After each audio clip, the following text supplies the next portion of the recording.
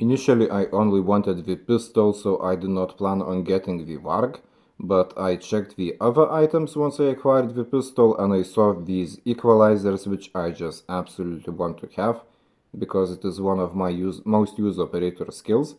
If you were watching my videos, you certainly saw me using it, and I think that the other camo options really are just not as good. And so once I realized that I will have to do more spins, the choice was obvious. Gunsmith is iFergs because besides getting the gold camo I did not use the weapon in ranked yet, and the loadout, well, it is my loadout for like mid-range weapons and aggressive playstyle. And I think that this loadout is actually very good, and you can try it out with like better weapons. But like all the rest, just copy it. Now the weapon, pretty good damage up close and kind of good at longer ranges, at least mid for sure. Now the iFerg's gunsmith, it has many attachments that improve the recoil situation, because the recoil is really bad. And I tried various different variants, like I would replace one attachment with other and so on, and I played with Varg pretty much whole Friday night, because I mean I bought the gun, I wanted to just test it, play it with it.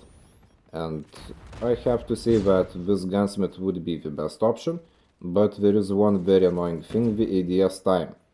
Like for this weapon it kind of feels like an LMG, and I don't really want to feel LMG while ADSing with an assault rifle, but well, it is what it is, and it kind of reminds me of a situation like we had with XM4, when it had bad recoil when it was released. Later it got a buff, but XM4 has a Mythic. Will this one be buffed to be improved? Well, I don't know. Maybe someday, if we are planning to add a Mythic also for the Varg, like we did with Drow, that is possible, but I don't really see a buff, like a significant buff, coming next season. But I mean, who knows, it could happen. And without a buff, if you are a passive player and just want to camp head glitches, it is a pretty decent option. And even for a more versatile aggressive playstyle, which is my usual, it is also not bad. Like I did not feel like it is a horrible gun, just like I said, the DS thingy. And also USS-9, good players with USS-9 can just kill you at most ranges actually, so if you don't manage to kill them and they start shooting at you, you just die.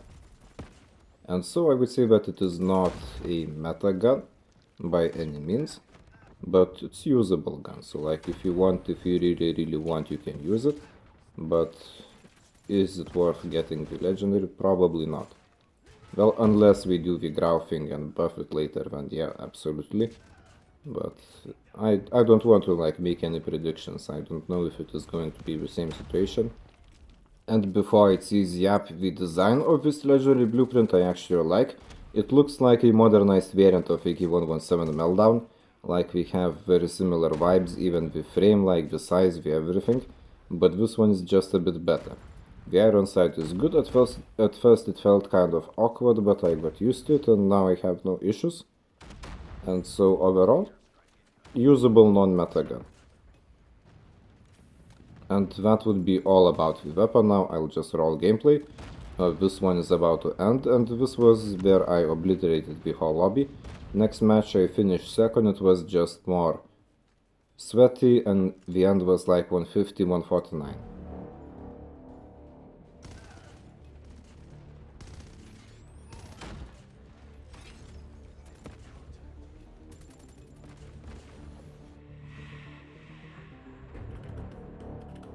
Где я? Apartment, что?